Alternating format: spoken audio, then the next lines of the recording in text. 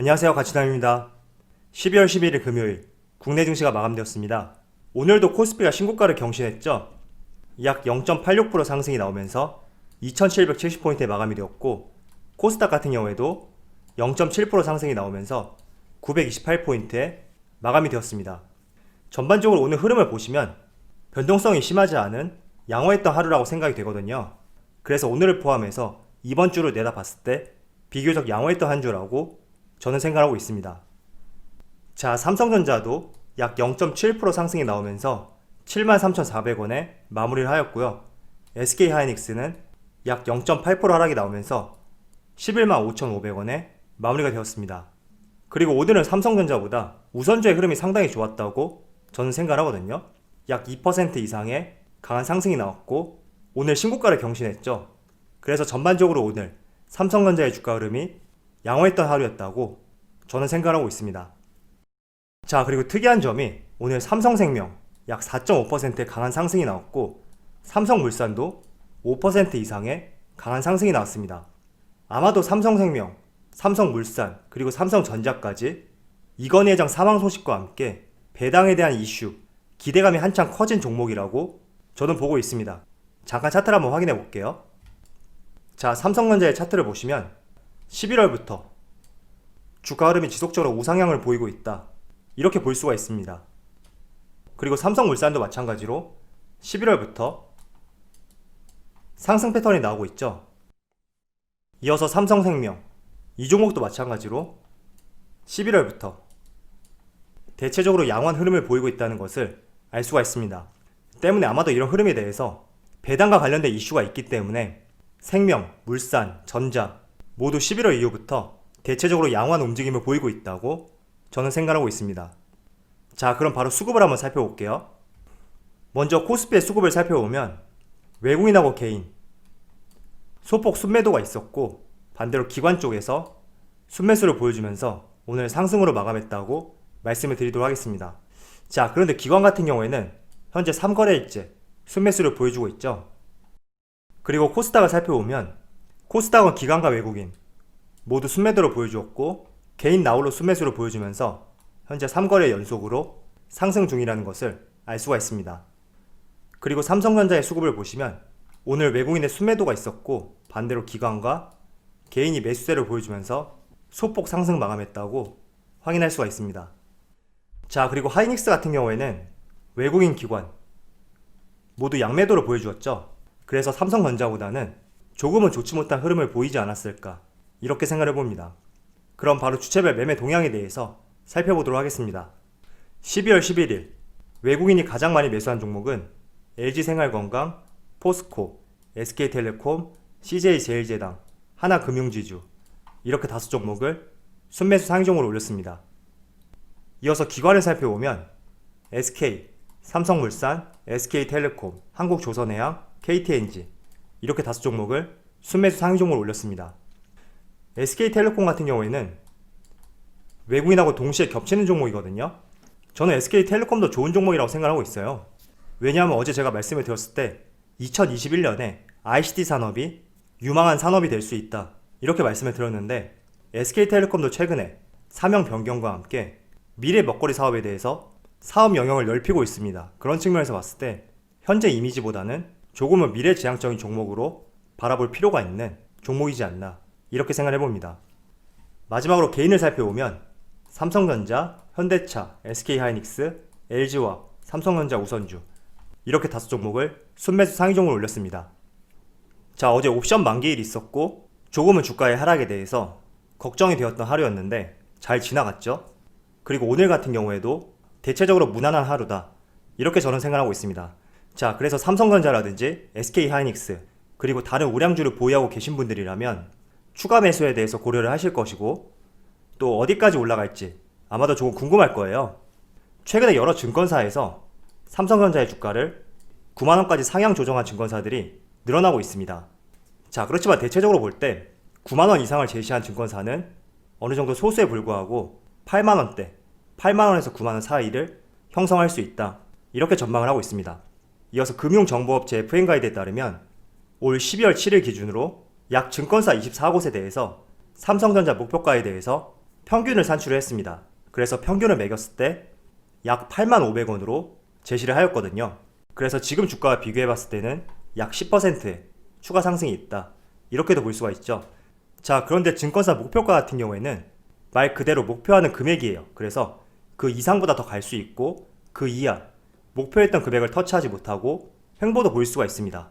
때문에 증권사 24곳에서 평균적으로 제시했던 85,500원 한번 기억을 해보시면서 시장을 바라보는 것도 좋을 수 있다고 말씀드리겠습니다. 자, 물론 지금 여기서 목표로 한 금액은 내년 전망치입니다. 때문에 2, 3년 뒤 혹은 그 이상 이 당시와 주가를 비교하는 것은 조금은 맞지 않을 수 있고 또 해가 지나서 기업의 영업이익과 실적이 증가하게 된다면 또 그때 돼서 9만원, 10만원 갈 수 있으니까 지금 많은 증권사에서 목표로 하고 있는 목표 주가 어디까지나 내년의 전망치이기 때문에 이 점을 항상 참조하시면서 대응을 해보셨으면 좋겠습니다. 자, 그리고 삼성전자 월봉 차트를 한번 가져와 봤는데 제가 한 가지 여러분들에게 말씀을 드리고 싶은 게 지금 삼성전자를 보시면 월봉 차트가 마치 계단식 흐름이라는 것을 확인할 수가 있습니다. 정말 꾸준한 상승이 나오는 종목 그리고 매년 실적 상승이 기대되는 종목이라면 이런 계단식 상승에 대해서 우리가 이해를 할 필요가 있고 지속적인 상승보다는 이런 계단식 상승 이런 패턴을 보여줄 가능성이 상당히 높거든요. 자, 지금 과거 월봉 차트를 보시더라도 한 2011년쯤 이때를 기점으로 주가가 한번 강하게 상승을 보였고 약 3, 4년 정도 또 횡보 구간을 거쳤죠. 그리고 강한 상승을 보였고 또 약 3년 정도 횡보 구간을 보인 뒤에 다시 강한 상승을 보이고 있다. 이 점을 알 수가 있습니다. 그래서 우리가 삼성전자를 대응할 때는 항상 이런 계단식 패턴을 통해서 주가의 밸류에이션이 상승하니까 어느 시점이 되면 앞선 이런 구간들 발생이 될 수밖에 없어요. 때문에 이 부분에 대해서는 여러분들이 이해를 할 필요가 있고 그렇지만 나는 배당을 받고 5년, 10년 정말 장기적으로 가겠다. 그럴 경우라면 이런 패턴, 흐름 크게 신경 쓰지 않고 가져갈 수 있으면 됩니다. 그렇지만 이렇게 오래 가져가기에 부담스러운 분들이 계시죠? 그럴 경우라면 지금 보시는 계단식 패턴 항상 참조를 해보시면서 지금 구간에서는 주가의 밸류에이션이 상승하는 구간이다.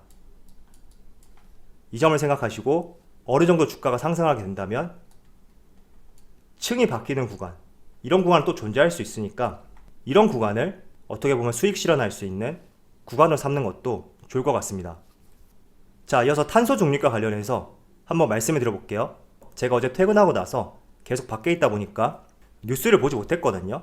그리고 집으로 복귀해서 인터넷에서 봤더니 문재인 대통령의 탄소 중립 선언 이 발표가 있었더라고요. 그래서 탄소 중립과 관련해서 한번 이야기를 해보도록 할게요.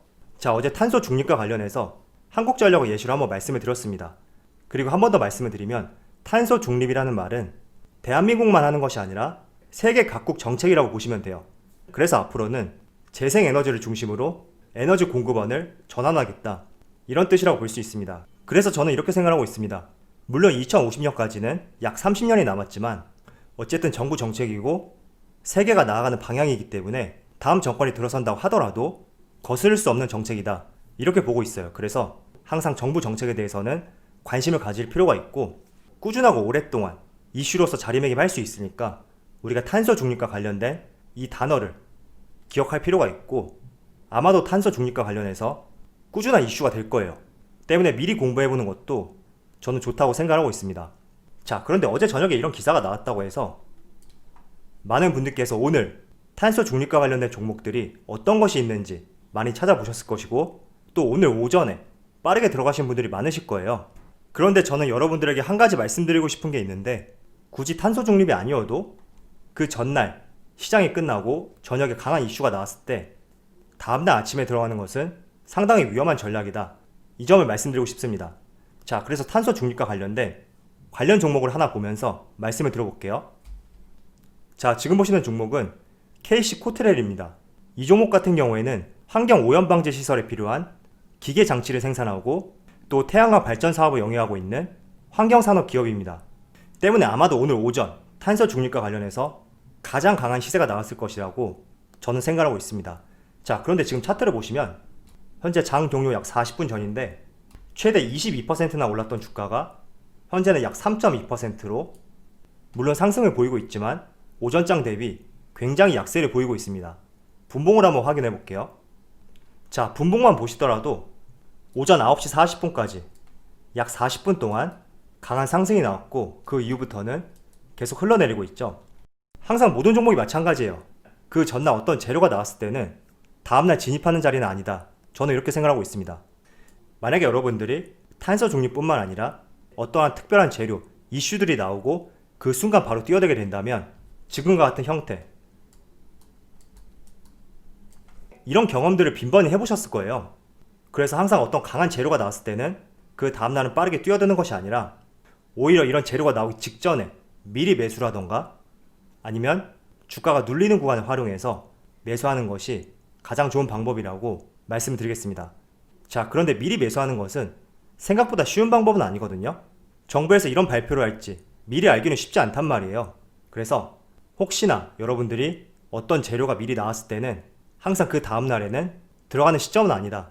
이것만 기억을 해주시고 정 들어가고 싶다면 며칠 지켜본 뒤에 눌리는 구간이 발생이 되었을 때 그런 구간이 항상 우리가 매수할 수 있는 시점이라고 말씀드리겠습니다. 자, 그래서 오늘 탄소 중립과 관련해서 KC 코트렐 외에 여러 종목들도 비슷한 흐름이 나왔거든요. 그렇지만 저는 끝났다고 생각하는 것이 아니라 정부에서 드라이브하는 정책은 꾸준하고 지속적으로 나올 수 있는 이슈이기 때문에 우리가 탄소 중립과 관련해서 꾸준한 관심을 가질 필요는 있고 또 지속적으로 공부할 수 있는 재료가 돼야 된다고 말씀드리겠습니다. 자, 오늘도 코스피가 좋은 흐름을 보이고 있습니다. 전반적으로 이번 주 화요일을 제외한다면 상당히 양호했던 한 주라고 생각하고 있고 어쨌든 한 주가 끝났으니까 여러분들도 수고 많으셨고 또 다음 주를 위해서 화이팅 할 수 있는 주말이 되었으면 좋겠습니다. 자, 그럼 오늘 영상에서 마치도록 하고요. 언제나 여러분들의 성공 투자를 기원하도록 하겠습니다. 감사합니다.